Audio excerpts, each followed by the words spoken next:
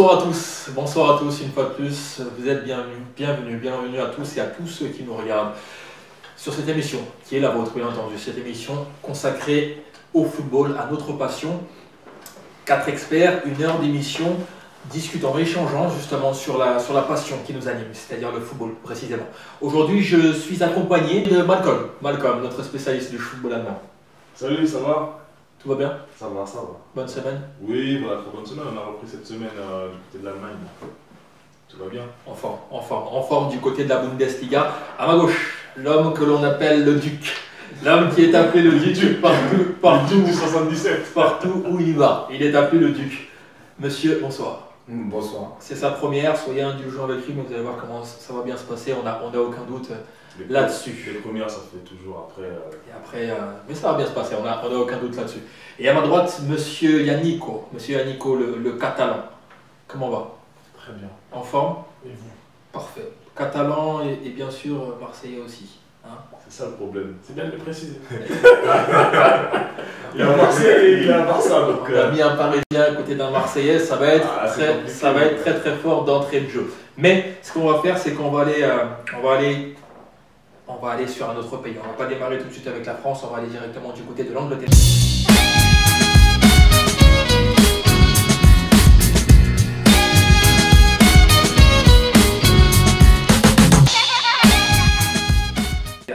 Avec monsieur José Mourinho, le grand entraîneur portugais que nous connaissons tous, que tous les amoureux du football, forcément, de près ou de loin connaissent.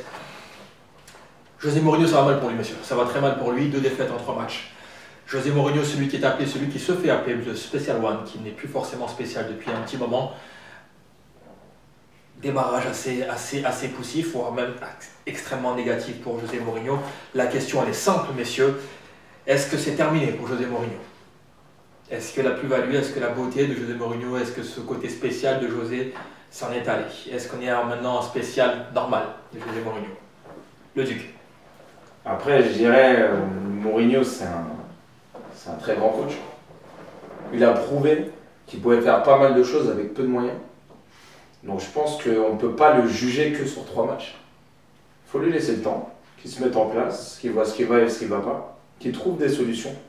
Et on connaît tous en tout cas la patte Mourinho. Et on sait qu'il peut faire des grandes choses, avec, comme je vais le répéter, avec peu de moyens.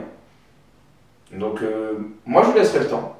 Je lui donnerai ma confiance. On a vu des grands coachs, par exemple, aujourd'hui on peut prendre le cas de Zidane. Zidane, au final, qui a gagné la Ligue des Champions, mais avant de gagner la Ligue des Champions, il n'était pas non plus très bien avec le Real Madrid. Donc faut pas l'oublier. Même si ça se compare pas, c'est pas le même niveau. Je suis d'accord. Et puis Zidane, il était au Real Madrid, il avait déjà tout avec lui. Donc Mourinho, ça reste un grand, il faut lui laisser le temps. Oui et non, parce qu'il a déjà eu une saison. Tu vas lui laisser combien de temps à Mourinho jusqu'à ce qu'il termine dans le bas-fond de la première ligue? Non, ça reste un grand maintenant. Maintenant, pour lui, pour son bien à lui, je pense qu'il faut qu'il parte. Après, rien n'est encore joué, hein. T'es qu'en début de championnat, comme tu étais en train de le dire.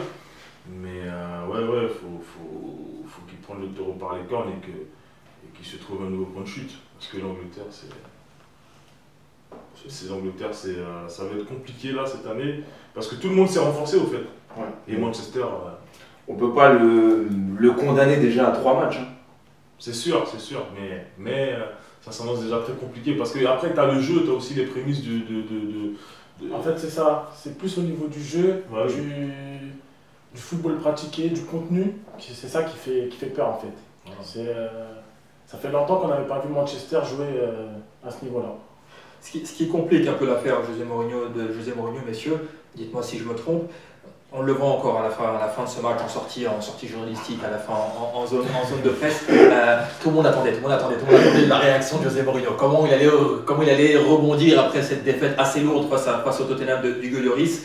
Il arrive en conférence de presse et là où d'autres auraient fait un mea culpa, qu'est-ce qu'il fait? Il fait étalage de son palmarès. Parce qu'il faut quand même rappeler qui est ce monsieur, quand même, parce que c'est vrai que on a une question quand même assez accrocheuse, mais du coup il faut quand même rappeler pour ceux qui ne le connaissent pas, monsieur José Mourinho, c'est 2 Ligues des Champions. Hein, c'est 2 Ligues des Champions avec Porto et avec l'Inter de Milan. C'est 3 titres majeurs en première ligue.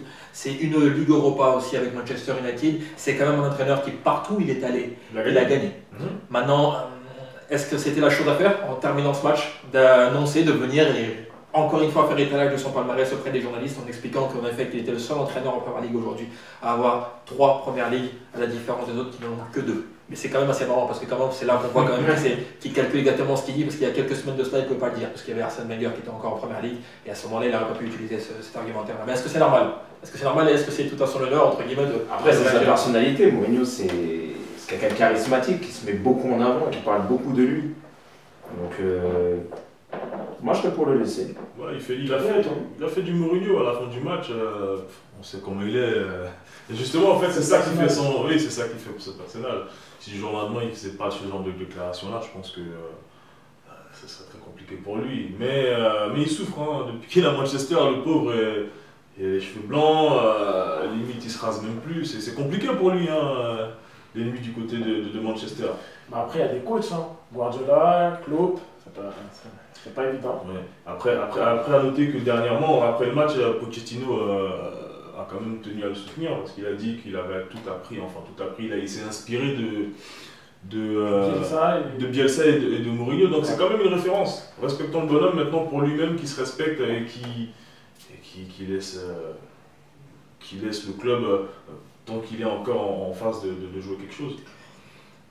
Relation assez tendue avec certains de ses joueurs, dont avec un champion du monde que nous connaissons bien, la personne de Paul Pogba. Est-ce que, d'après vous, c'est une situation qui devrait s'arranger au fur et à mesure? De toute façon, il est prévu, normalement que Paul Pogba reste au sein de Manchester United. Est-ce que, d'après vous, la tendance pourrait s'inverser? Connaissant Mourinho, c'est impossible. Mourinho, c'est un briseur de carrière. Ouais. Liste noire, c'est liste noire. Il revient jamais en arrière. En tout cas, j'ai pas vu. D'ailleurs, tu parles de liste noire, c'est important parce que il y a Anthony Martial, justement, il a écarté Anthony Martial, au fait. Pourquoi? Parce que ses dirigeants voulaient le faire re-signer, au fait. Donc lui, pour montrer qu'il n'était pas d'accord avec ses dirigeants, il a écarté le gars. C'est compliqué, en plus, connaissant Anthony Martial, je pense que c'est un joueur qui a besoin d'affectif. Et avec Mourinho, il n'arrivera jamais. Ça n'a rien eu à voir avec son niveau de jeu? Son niveau de... Après, voilà, moi, Martial, Parce qu'à un moment, il était bon, à un moment. Ouais, à un moment, il était bon. Il était performant, et d'un coup comme ça, j'ai pas compris. Si c'est que le terrain, c'est justifié, mais c'est bizarre. Après, c'est du Mourinho, il faut toujours... On ne sait pas ce qui se passe en interne. C'est ça. C'est ça. Mais c'est très compliqué, parce que on voit que les dirigeants veulent faire signer le garçon, et lui, il veut à tout prix que Anthony Martial parte du club, donc c'est compliqué. Après, sa relation avec Pogba, comme il a dit le Duc. Une grosse personnalité, ça revient.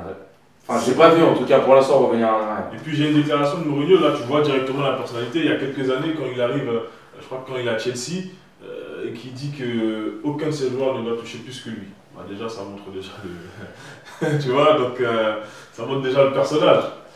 Voilà. Je pense que ce cas-là, après, a été dépassé en arrivant à Manchester United. L'arrivée de Zlatan Ibrahimovic, par exemple, qui certainement devait gagner plus que José Mourinho. On a donc bien entendu notre envoyé spécial, le spécialiste de la Serie A. Benjamin, normalement, tu es avec nous avant, Benjamin? Je suis là, bonsoir messieurs. Benjamin, bonsoir, tu nous suis, tu suis depuis le début de l'émission. Un avis sur ce qui se passe du côté de Manchester United avec José Mourinho. José Mourinho que tu as très bien connu toi aussi du côté des Alpes avec sa comment dirais-je, le temps où il avait les rênes de cette équipe de l'Inter de Milan auquel il a amené au plus haut sommet avec cette victoire en Ligue des Champions. Oui, forcément j'ai un avis. Parce que Mourinho c'est quand même un personnage médiatique important du football en général et puis j'ai l'impression que tu parlais quand je l'ai connu à l'Inter, mais en fait j'ai l'impression que depuis ce fameux triplé avec l'Inter de Milan, j'ai l'impression qu'il est dépassé. J'ai l'impression que d'année en année, il régresse et ça me fait de la peine parce que c'est un entraîneur que j'ai adoré. Je suis tout à fait d'accord avec la première intervention. Mourinho, c'est un grand coach. Dire qu'il a réussi avec peu de moyens, c'était en 2004, parce que depuis, ça a été probablement l'un des entraîneurs qui a le plus acheté. Mais ouais, je pense que Mourinho n'est plus adapté au football moderne. Je pense qu'il est cuit, en fait. C'est triste, hein, mais je pense qu'il est cuit. Parce que perdre, ça arrive à tous les grands coachs. Mais tu peux pas te faire fumer comme ça, comme ça arrivé à Old Trafford. Et puis, tu t'es fait fumer par Lucas Moura. Tu t'es pas fait fumer par Messi ou Cristiano Ronaldo, c'est Lucas Moura, il a retourné ultra fort. Dernière question pour clôturer sur le débat de José Mourinho. D'après vous, est-ce qu'il termine la saison? Il termine la saison pour vous? Oui. Ouais. Oui. On sait que Voilà, il y a quelques petites discussions du côté des propriétaires de Manchester United, mais pour vous, il termine la saison quoi qu'il arrive. On ne vire pas Mourinho comme ça du jour au lendemain. Il y a des garanties, il y a un contrat derrière. Monsieur, pour les résultats rapidement, sur les résultats de la Premier League, avec la victoire d'Arsenal sur son terrain face à West Ham, la victoire de Chelsea sur le terrain de Newcastle, plus précisément. Une continuité pour Liverpool, une victoire 1-0 face à Brighton, Je pense. 2 partout, Bournemouth face à Everton. Manchester City qui fait un partout sur un gros match, un gros match avec une égalisation en sus du français Aymeric Laporte. Tout à fait. C'est bon, rapide. Aymeric Laporte, il a été excellent dans le match. Par contre, le nombre d'occasions que City a eu, City a dominé pratiquement tout le match. Et puis, voilà, c'est un bon résultat pour l'équipe qui recevait. Donc, City, par contre, il va repartir de l'avant. C'est sûr que c'est un petit accident. Hein. Ils ont été surpris d'entrée de match, maintenant, voilà, on verra pour la suite, mais je pense que ça ira mieux.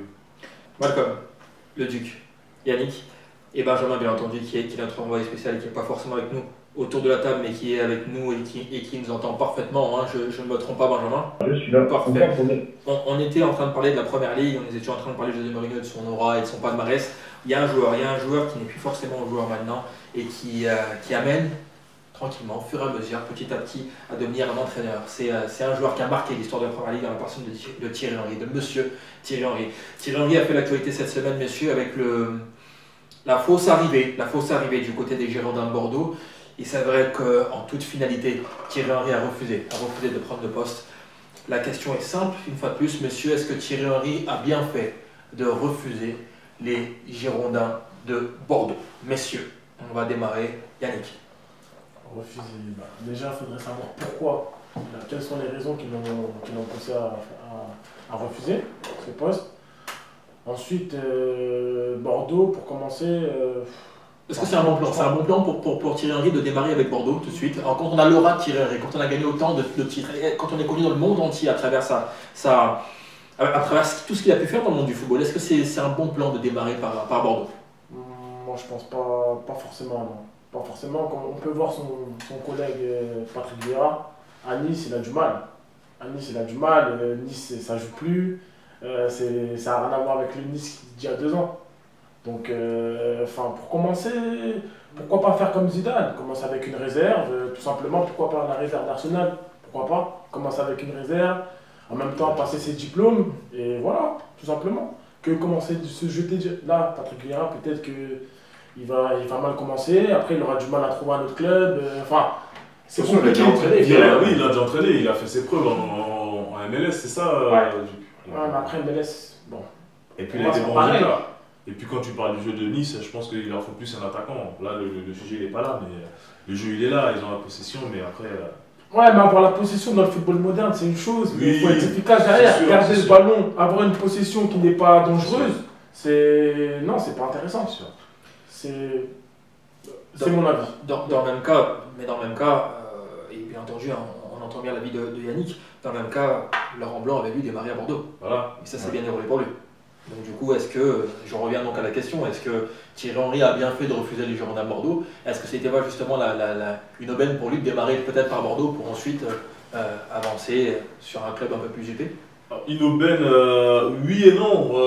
Oui, parce que c'est un club déjà français, un club qui a déjà reçu un champion du monde en tant qu'entraîneur. Maintenant, Thierry Henry, voilà, il demandait certaines garanties. Et Bordeaux, quand on sait ce que c'est Bordeaux depuis certaines années, c'est le club maître de Bordeaux, je suis désolé. Ça ne ressemble plus à une équipe qui peut jouer, qui peut emmerder le Paris Saint-Germain. Voilà, après du Grand Bordeaux, c'est voilà, c'est plus. Thierry Henry, je pense que s'il venait, c'était pas pour jouer le milieu de tableau. C'est un compétiteur. Voilà, Thierry Henry, c'est un compétiteur. C'est ça. Je pense qu'il demandait des garanties. J'allais dire connaissant le garçon de ce que je sais. C'est pas un gars qui allait venir comme ça, oui je me pose, non, il fallait des garanties financières déjà, et puis il a une famille, ce monsieur a une famille, un projet, Voilà, Bordeaux pour moi c'est complètement flou. C'est flou. Donc il faut quelque chose de concret. Quand vous dites, quand tu dis financier, bien entendu, on ne parle pas du salaire, parce qu'on sait bien que sur le point de vue du salaire, Thierry Henry a demandé exactement la même chose que l'entraîneur qui remplace actuellement la personne de Pouillet. C'est des informations qu'on a, en tout cas, Thierry Henry, en arrivant au Girondin de Bordeaux, avait demandé à ce qu'il y ait un entraîneur adjoint qui soit plus âgé que lui, et un directeur sportif, en la personne, par exemple, de Grimandi, avec qui il a fortement connu du côté d'Arsenal. Le Duc, est-ce que, quand on est champion du monde, il faut forcément, on ne peut pas démarrer par une petite équipe? Est-ce que quand on est champion du monde, forcément, on doit démarrer par un top 5, par un top 10 européen? Forcément. Est-ce que l'aura autour d'un champion du monde est si important que démarrer dans un club un peu moins huppé ne va pas forcément avec le costume? Après, dans la position de Thierry Henry, c'est très délicat. Parce qu'en fait, il doit se dire, c'est mon premier rôle. Donc, première fois que je serai entraîneur numéro 1, donc c'est moi, mais je veux être avec mon staff de A à Z, donc sportif, etc. Et quelques de mes recrues. Mais en même temps, on lui propose un poste à la dernière minute, c'est la fin du mercato, on sait que le recrutement, à la rigueur, ils vont tirer 1 ou 2 personnes et ça ne va pas aller plus loin. Je pense qu'il pourrait accepter cette proposition parce que, pourquoi réellement, il n'a jamais entraîné l'équipe A. Et il n'a rien. Il n'a rien, il n'a pas de CV, il n'a pas de passé, donc qu'il réussisse à Bordeaux, c'est bénéfique pour lui. Bordeaux ne décolle pas, on dira de toute façon ça avait déjà mal commencé. Au final, on lui donnera toujours raison, peu importe la suite. Demain, on va lui donner une grande écurie, je sais pas, Real Madrid. Ok, entraîneur numéro 1, tu viens avec qui tu veux, où tu veux, etc. Et qu'au final, cette équipe régresse. Qu'est-ce qu'on fait? Premier rôle, première fois qu'il est entraîneur d'une équipe A, et il descend. S'il la maintient en top, tant mieux, mais s'il descend, on dira, voilà, on l'a mis dans le grand bain trop vite. Donc dans sa position, c'est vrai que beaucoup de gens l'ont déconseillé. C'est vrai qu'ils ont raison. Oui, Bordeaux, c'est pas très stable, c'est bancal en ce moment. On change de propriétaire en septembre, donc on n'a plus de garantie voilà, sur l'avenir, etc. C'est compliqué. C'est vrai qu'après, tu vas essayer de jouer le maintien toute la saison, mais finalement, quand on regarde sur le papier l'équipe de Bordeaux, elle n'est pas non plus ridicule. Elle est même beaucoup plus complète, par exemple, que l'équipe de Nice. Beaucoup plus complète. Il y a Jimmy Briand qui est arrivé. Il y a quand même des joueurs habitués au championnat de Ligue 1 qui ont toujours brillé qu'en Ligue 1. Ils se sont adaptés. Donc, et on l'a vu, ils ont gagné. Donc réellement, est-ce que Thierry Henry aurait dû accepter ou non? Dans sa position, pour un premier rôle, pourquoi pas? Benjamin, on t'a pas entendu encore sur ce sujet, et en même temps, j'ai une question à te poser, c'est est-ce que c'était pas frustrant pour nous, Français, de voir justement Thierry Henry à la Coupe du Monde accompagner cette équipe belge?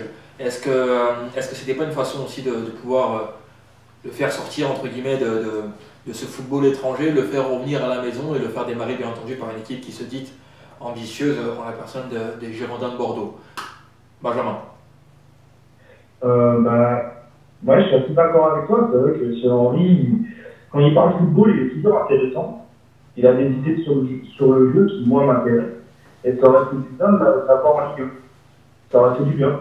Maintenant, je ne sais pas s'il allait réussir ou quoi, mais presque de pouvoir développer ses idées, voilà, ça aurait été intéressant. Maintenant, il y a des choses qu'on ne maîtrise pas en interne et tout, donc ça ne s'est pas fait, malheureusement.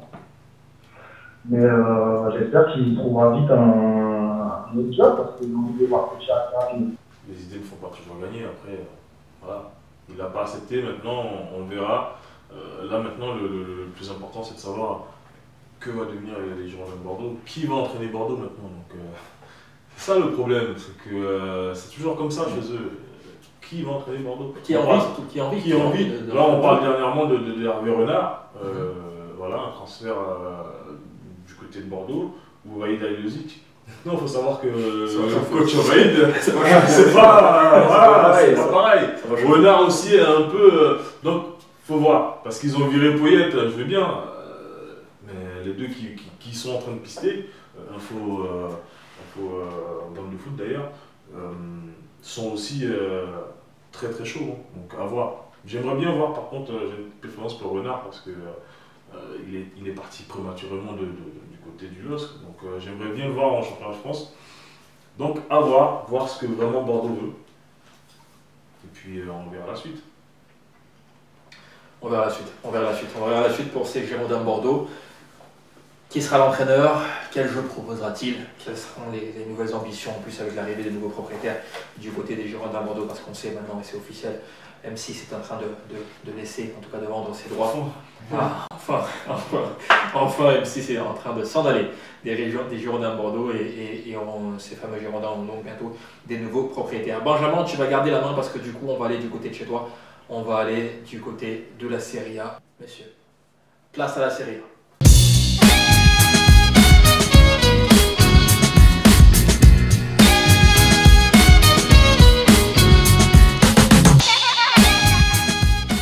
Serie A, messieurs, place à la Serie A. Mais juste avant Benjamin, et en son excuse, parce qu'on a un appel important d'un joueur professionnel qui nous fait l'honneur, qui nous fait le plaisir de nous accompagner, en la personne de Monsieur Jonathan Ribérez. Monsieur Jonathan Ribérez, bonsoir. Bonsoir. Monsieur Jonathan Ribérez, le défenseur, bien entendu, du FC Metz. Jonathan, victoire savoureuse, victoire, comment on peut la clarifier? Comment on peut la décrire, cette victoire hier au tir au but face au RC Lens? C'est une victoire méritée. On a dominé le match. On l'a fait par le bon bout. On marque cette occasion. Et donc 1-0 à la mi-temps. Après, je pense qu'on doit mettre le deuxième, voire le troisième. Puis après, finalement, en fin de match, il marque ce but et qui nous emmène au tir au but.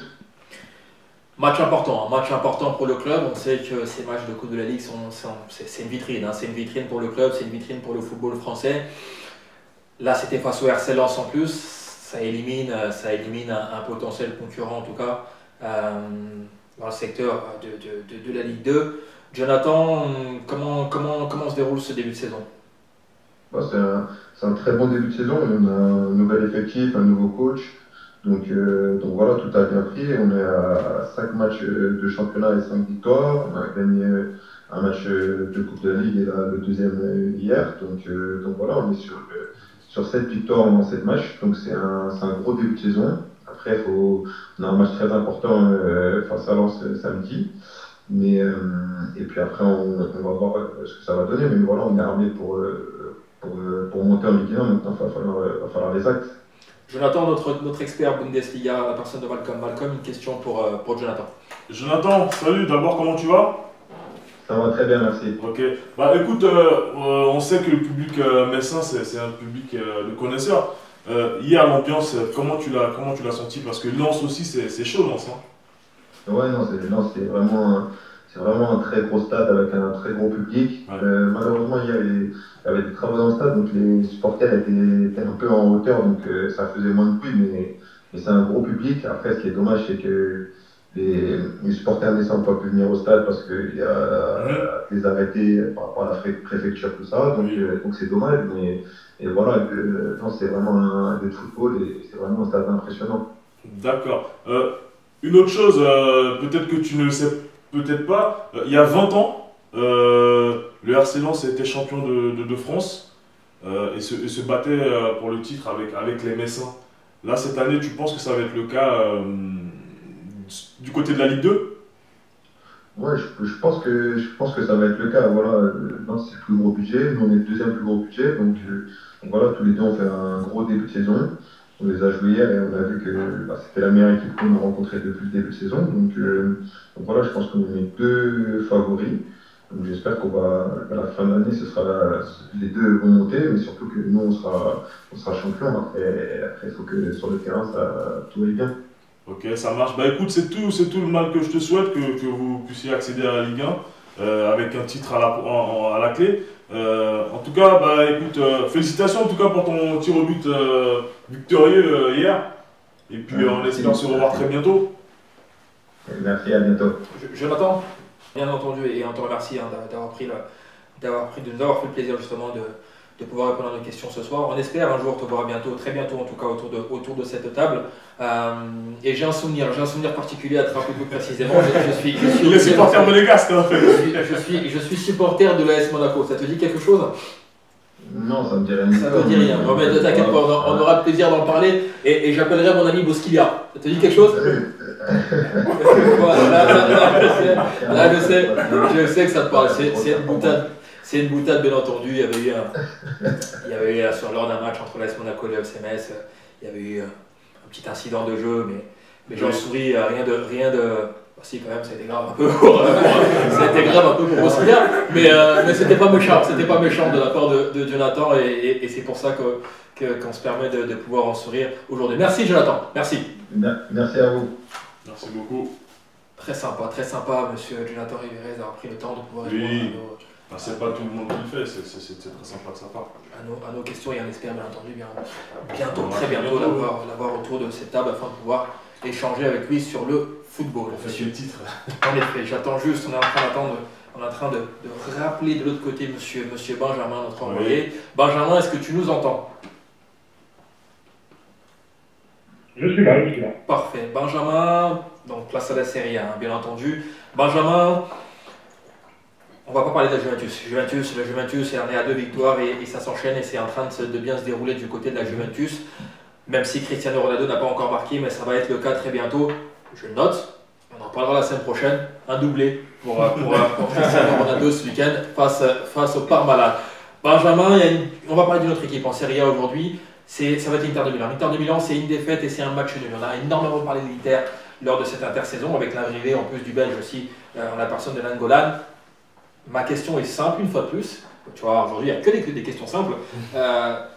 Que se passe-t-il du côté de l'Inter, Benjamin? À quoi joue l'Inter? Alors, franchement, c'est une déception, cette équipe. Alors, ça fait que 2 matchs. Je ne les enterre pas. Spalletti, c'est un bon coach, ils ont des bons joueurs et tout. Mais alors, ils sont mangés au milieu de terrain à tous les matchs. Pendant la prépa, c'était le cas. 2 premiers matchs de championnat, c'était le cas encore. À Sassuolo, ils ont pris de leçons tout. Là, ils sont à 12 Penetra, ils viennent 2-0. Et ils trouvent le moyen de se faire égaliser par une équipe du Torino qui déçoit beaucoup. Que depuis des années, on pense que ça peut être un double fait, mais en fait, non, ça stagne, c'est pas bon. Et là, ils sont rejoindre au score. Au milieu de terrain, ils ne gagnent pas un duel. Icardi, on a l'impression qu'il n'a pas envie de tout.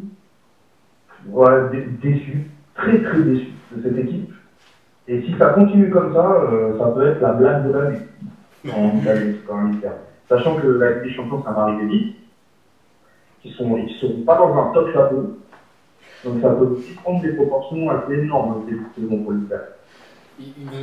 Yannick, est-ce que cette équipe, de toute façon, et avec les propos de Benjamin, est-ce que cette équipe de l'Inter de Milan est réellement une équipe que l'on regarde, pour être honnête? Est-ce que depuis le départ de José Mourinho, c'est une équipe attractive? Est-ce que c'est un club attractif, réellement l'Inter de Milan? Parce que là, on entend un petit peu les déboires qui sont expliqués par Benjamin, mais est-ce que c'est une équipe déjà de base qu'on a envie de regarder quand on est amoureux du football, quand on est simplement fan de football? Déjà, pour tout te dire, même avec Mourinho, je ne la regardais pas. Pour ça, c'est clair. Parce que je vais me répéter peut-être, mais j'ai jamais été fan des équipes que Mourinho a entraînées. Le jeu qu'il propose, j'aime pas. Donc pour commencer, voilà, déjà. Et là, ça fait un moment que l'Inter, mais après, il n'y a pas que l'Inter, on peut parler aussi de l'AC Milan. C'est des équipes qui... Moi, quand je pense à l'Inter, quand tu me parles de l'Inter, je pense à Recoba. Ça me faisait rêver. Ça, c'était le championnat italien qui me faisait rêver. Aujourd'hui, pour tout vous dire, je ne regarde pas le championnat italien. Mais après, tu parles d'un temps que les moins de 20 ans ne connaissent pas. C'est vrai. Mais moi, l'Inter, je ne le regarde pas. Ça ne m'intéresse pas, en fait. Le niveau de jeu, c'est trop faible. J'ai l'impression qu'en fait, il n'y a pas d'idée. Est-ce que c'est pas un problème du championnat italien, peut-être? Le championnat italien... Non, parce qu'il y a des équipes qui sont plus faibles qui jouent au ballon. La Lazio, ça joue au foot. La dernière fois, j'ai zappé comme ça, j'ai tombé sur le match, là, le match du week-end. Il y avait des intentions, ça joue au ballon. Mais l'Inter, on dirait que même enchaîner 3 passes, c'est compliqué. Après, l'Inter Milan relève ses cendres, donc il faut leur laisser du temps. Ils ont fait un gros recrutement, Benjamin. Je sais pas. Mais ça fait un moment alors qu'ils renaissent de leur cendres. C'est pour renaître. Benjamin, on est d'accord que cette équipe de l'Inter de Milan, en tout cas ce club, ne manque pas de moyens. Hein, quand on regarde un petit peu la liste de transferts qu'a connu ce club depuis à peu près 2 ans, on comprend bien qu'il n'y a pas forcément des soucis financiers du côté de l'Inter de Milan. Hein. On est d'accord? Non. Après, bon, ils ne peuvent pas faire Mbappé et Neymar demain. Mais ils ont des finances saines, qui sont bien gérées, le club a été racheté, je veux dire. Non, ils ont de quoi investir. Je veux dire, si tu regardes, si tu te contentes que du paquet, tu fais qui est le concurrent de la Juve cette année? L'Inter. Le premier club auquel tu penses, c'est l'Inter. Et en fait, tu t'aperçois que non, déjà, ils ont déjà 5 points de retard. Et la Juve, vu comment ils sont partis, ça n'a pas l'air d'être du style à perdre des points. Tu as l'impression déjà, tu te dis, bah, c'est déjà mort. Le Scudetto pour l'Inter, il est mort. La lutte pour le titre, c'est mort pour eux. Mais le concurrent par rapport à quoi? Par rapport au budget ou par rapport au football? Par rapport si on se contente uniquement du papier. Genre, tu regardes les noms sur la feuille. L'effectif. C'est le deuxième meilleur effectif, je pense, d'Italie, après la Juve. Tu les places devant la Roma et devant le Napoli. Le Naples. Ah oui. Je veux dire, Mertens, Milik, Dzeko, tout ça, je les aime bien, mais je pense pas qu'ils battent un Icardi, par exemple. J'aime beaucoup Under ou El Shaarawy ou le petit Kluivert, mais je pense pas qu'il soit meilleur que Perisic ou que Baldé Keita. Au milieu de terrain, t'as Brozovic, t'as Negolan. Benjamin, après ça. En défense, il y a De Vrij, il y a Andanovic dans les buts, ils ont quand même une sacrée équipe sur le papier. Asamoah, Birchalko, arrière droit, ils ont une belle équipe. Le problème, il est où alors avec cette équipe? Le problème est où alors avec cette équipe? Parce que. Apparemment, ils ont un bon coach. Ah Donc, c'est quoi le problème? C'est quoi le problème alors avec. Oui, parce que si on t'écoute, donc du coup l'effectif est un effectif qui peut concurrencer la Juventus de Turin. Si on t'écoute, ils ont en plus de ça un entraîneur assez important, donc la personne de Spalletti. Donc réellement, quel est le problème? Et en plus, ils n'ont pas de souci d'argent. Donc quel est le problème du côté d'Inter de Milan réellement? Moi, comme j'ai dit au début, je les en perds pas, parce que ça fait que 2 matchs. Mais pour le Scudetto, moi je pense que déjà c'est mort. Et ce qui va pas, je pense que c'est une globalité, c'est peut-être un manque d'équilibre. Je trouve qu'ils sont beaucoup trop présents sur les côtés et pas assez dans le cœur du jeu. Peut-être que Spalletti doit revoir son schéma, les joueurs. Franchement, j'arrive pas à comprendre les matchs qu'ils ont fait. Déjà, le match à Sassuolo, jusqu'à la semaine dernière, c'était super inquiétant. Parce qu'ils se sont fait bosser tout le match. Et là, hier, la façon dont tu plonges d'une manière inexplicable, je comprends pas. Peut-être que physiquement, la préparation était trop dure et qu'ils sont un peu cuits. C'est possible aussi, avec Spalletti. Voilà, maintenant je pense que tu as un bon coach. Je suis pas en train de dire que c'est un top coach. C'est un très bon coach, non, un bon coach de Serie A.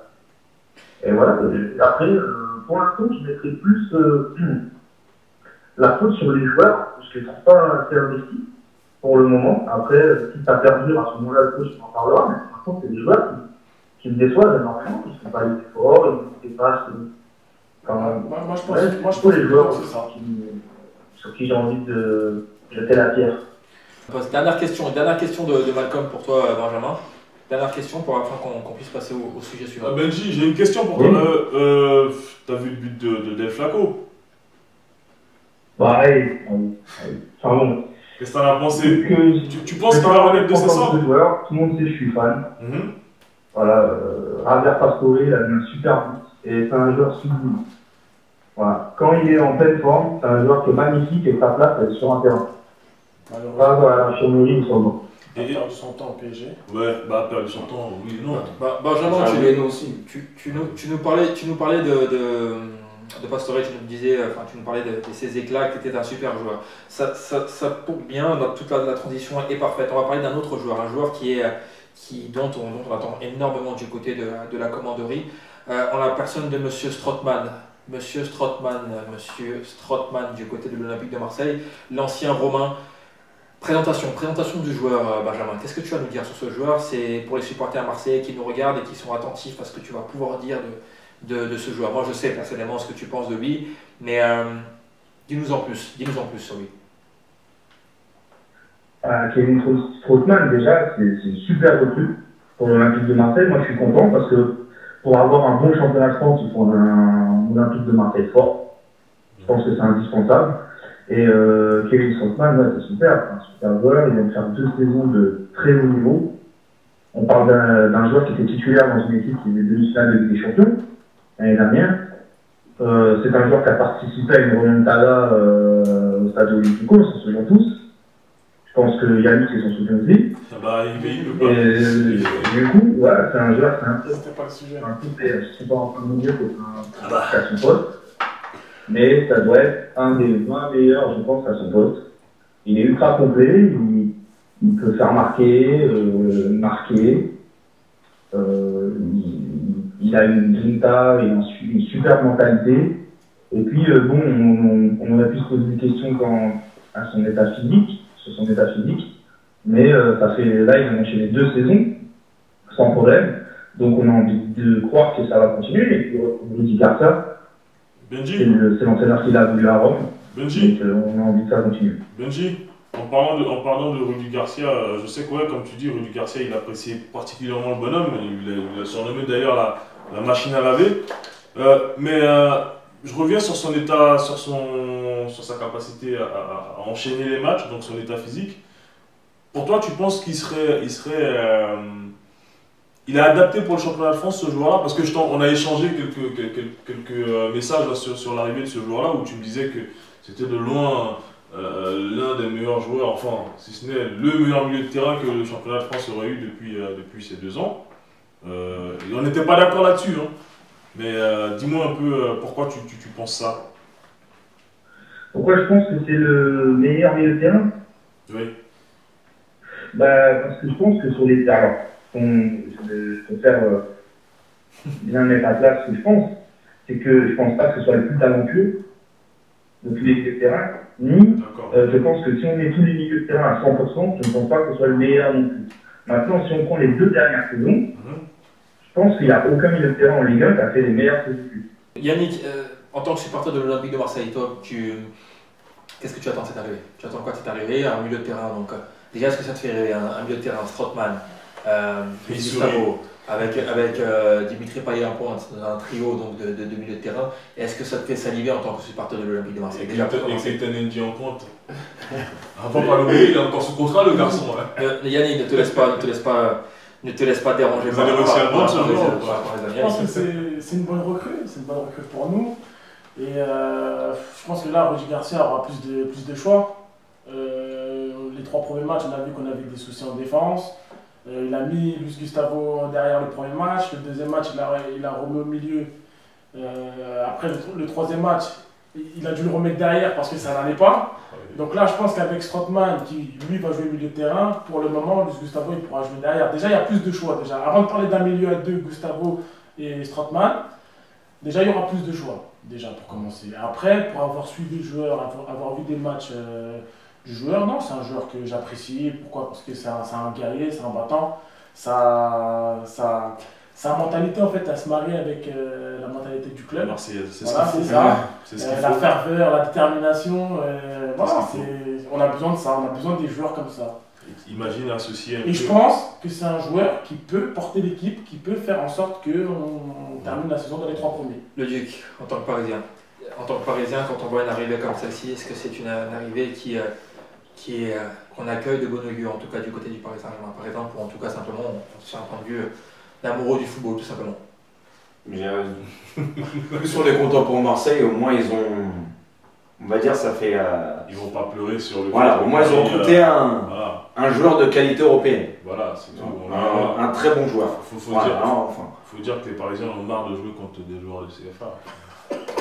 Parce que c'est vrai, quand on voit un PSG Marseille, sur le papier, c'est extrêmement déséquilibré. Oui. Il y a rien. Et là, peut-être que là, ça peut redorer un peu l'OM, mais après, dire que grâce à ça, ça va changer tout un système, on va aller un peu plus loin. Non, mais c'est un début. Ça peut être il y a encore du boulot quand même. Ça peut être avant que tous ces joueurs, Neymar, ils viennent au PSG. Il y a d'abord eu un début. Oui. Ibrahimovic. Après, par la suite, après c'est vrai qu'il peut attirer d'autres joueurs, ça c'est vrai. Mais là maintenant le Marseille peut rivaliser un peu avec le Paris Saint-Germain. Ils ont un joueur ils ont un joueur un peu comme Clayton Ndji qui a dit dernièrement qu'il avait des qualités au moins supérieures à Kylian Mbappé. Donc déjà, on sait qu'il y a quelque chose là déjà. Qu'est-ce qu'il a dit dans certains, en fait, je crois qu'il a certaines qualités, oui. Il y a certains points où il est meilleur qu'Mbappé. Mais il n'a pas dit qu'il était meilleur qu'Mbappé. Ah bah c'est génial, mais il les a pas soulignés, donc... Mais il est peut-être meilleur en cuisine que Mbappé. C'est Ou à l'extérieur du pied. Il parlait pas forcément de football. Il parlait pas forcément de football. Et bien entendu, on rigole, hein, on rigole. Oui, on aime bien. On aime bien Clinton NG, surtout quand il nous. Bah, il est intercalé encore là. Ouais. Apparemment, c'est Ouais, l'inverse. c'est C'est recalé des équipes. Ouais, je sais, il y a des choses. Lui, c'est compliqué hein, pour lui. Lui, la suite de sa carrière c'est maintenant plus compliqué. Il a été attendu du côté de Benfica, il est arrivé. Retour à l'envoyeur. Sporting Lisbonne, précisément. Sporting Lisbonne, hein, Sporting Oui, Lisbonne. ça. Et la même chose là. Du côté du Celtic, ils ont voulu les chiffres. Et là, même si du côté du Celtic, là, si même le Celtic là te fait un retour à l'envoyeur, Championnat irlandais. c'est que là, ouais, ou championnat belge peut-être, à voir, on va voir comment ça va faire. Mais après, on verra bien. Mais moi, je trouve que c'est une très bonne Marseille, c'est un bon début, mais c'est pas mal. il y a encore beaucoup de boulot quand même. Bien sûr, bien sûr. Kevin Strootman qui démarre de toute façon, qui démarre selon toute vraisemblance dimanche dans le choc de la Ligue 1 entre l'AS Monaco et l'Olympique de Marseille. Ça lui permettra de se jauger. Messieurs, demain, vous savez ce qu'il y a demain? Demain c'est tirage au sort, de Ligue des Champions, messieurs. Pas de tirage au sort. Tirage au sort de la Ligue des Champions, messieurs. Quelques minutes pour parler de cela, pour les clubs européens, pour les clubs français plus précisément. Quel serait le meilleur tirage? Est-ce que pour les supporters de Paris Saint-Germain, est-ce qu'on attend un gros comme vous en avez l'habitude? Ou est-ce que pour vous cette année il faudrait commencer piano, démarrer par un groupe assez simple, pouvoir monter en régime avec le groupe maintenant dirigé par Thomas Tuchel?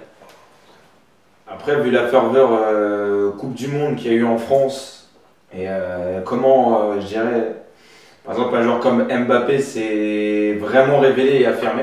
Aujourd'hui, il est passé leader du Paris Saint-Germain, donc aujourd'hui, il tire plus fort l'effectif et largement plus fort que Neymar, donc c'est qu'il atteint une stature. Et par rapport à ça, mieux vaut prendre des gros.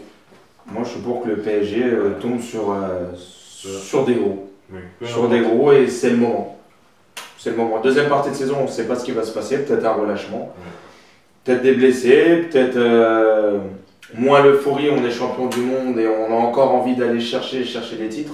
Peut-être qu'au bout d'un moment, ça va un peu ralentir, donc je pense que c'est le moment de se prendre des gros. Le Duc, tiens, toi, cette question n'a pas été posée. Laisse Monaco. Quelle position? 4-5e. Ici, 4-5e. 4-5e Monaco. Mais tu peux le noter, hein, tu sais. Il a le la dernière fois, tu peux le noter. Hein. Monaco, ça va être trop dur, ça va être trop dur. Non, ça va être compliqué. Yannick, cette question ne t'a pas été posée. Laisse Monaco, la place. 5e. Bah, tout simplement pourquoi? Parce que je pense que c'est l'année de trop en fait. Ouais. Ça veut dire que vendre, au bout d'un moment, non, pourquoi pas garder pour construire? Pourquoi pas? Je pense que c'est l'année de trop. En tout cas, je sais pas si c'est l'année de trop, mais c'est peut-être la phrase de trop. Ça, par contre, ça, mais tu peux être sûr, c'est enregistré. Le Duc, Yannick, Malcolm, Benjamin, merci monsieur pour cette prestation, encore une fois, une prestation de qualité. Toujours. La semaine prochaine? La semaine prochaine, même heure, et puis n'oubliez pas qu'on est champion du monde et de continuer à nous suivre sur notre chaîne YouTube et tous les réseaux qui suivent. Ouais. Messieurs, mesdames, messieurs, c'était Bande de Foot. C'était Bande de Foot, une émission, 4 experts autour d'une table pour échanger sur la passion qui les anime. À la semaine prochaine, monsieur, on aura l'occasion de parler de divers sujets avec les différents championnats. Bien entendu, on compte sur vous pour nous suivre sur les différentes plateformes. Donc, avec le hashtag BDF sur Twitter, sur Instagram et sur notre chaîne YouTube afin de pouvoir visionner, revisionner nos différentes émissions. Un mot, le mot de la fin. Le mot de la fin, il est pour Yannick. Le mot de la fin, face caméra. Yannick, juste là. Le mot de la fin. Allez l'OM. Je m'attendais à ça. Et c'est dommage parce que là, tu m'as parce que. Du coup, parce que bon. C'est vraiment le mot de la fin. C'est vraiment de la fin. Merci à tout le monde. C'est même compliqué de rebondir après ça. Ciao. Allez, ciao. À la semaine prochaine. À la semaine prochaine.